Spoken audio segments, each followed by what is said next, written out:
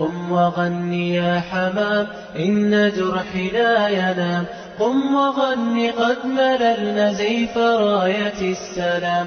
حضور علیہ الصلوۃ والسلام جب مدینہ منورہ تشریف لائے تو حضور علیہ الصلوۃ والسلام 10 محرم کا روزہ تو رکھا کرتے تھے، لیکن آپ کو پتہ چلا کہ جو یہاں کے یہود ہیں وہ بھی 10 محرم کا روزہ رکھتے ہیں.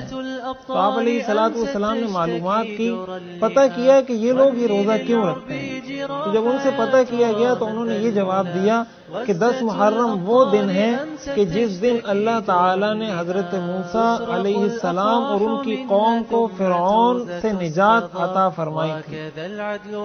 فرعون اور اس کی قوم حضرت موسیٰ علیہ السلام اور بنی اسرائیل کے پیچھے پیچھے چل رہی تھی، یہاں تک کہ سامنے سمندر آ گیا. قرآن کریم نے اس کا تذکرہ کیا ہے اور وہ کہنے لگے انا لمدرکون، کہ ہم تو دھر لیے گئے.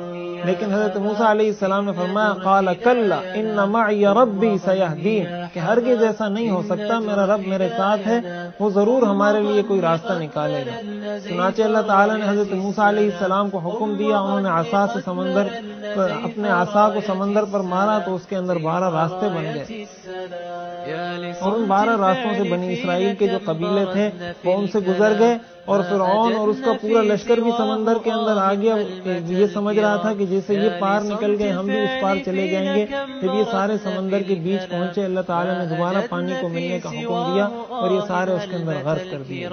تو ظاہر ہے کہ بنی اسرائیل پر فرعون کی جانب سے بہت زیادہ ظلم کیا گیا تھا، بہت زیادہ ان کو غلام بنا کر رکھا گیا تھا.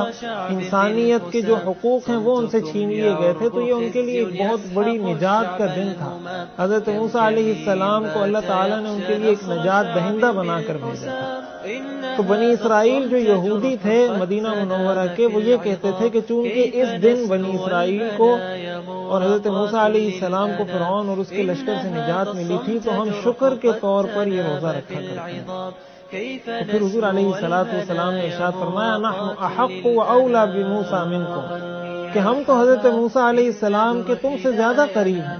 تم تو صرف زبانی طور پر یہ دعویٰ کرتے ہو کہ ہم موسوی ہیں، ہم ان کے دین کو ماننے والے ہیں، اور ہم تو حقیقت میں ان کی دعوت کو ماننے والے ہیں. جو دعوت انہوں نے اپنی قوم بنی اسرائیل کو دی تھی ہم حقیقت میں اس کو ماننے والے ہیں. توحید کی دعوت انہوں نے دی تھی، ہم اس کے ماننے والے ہیں.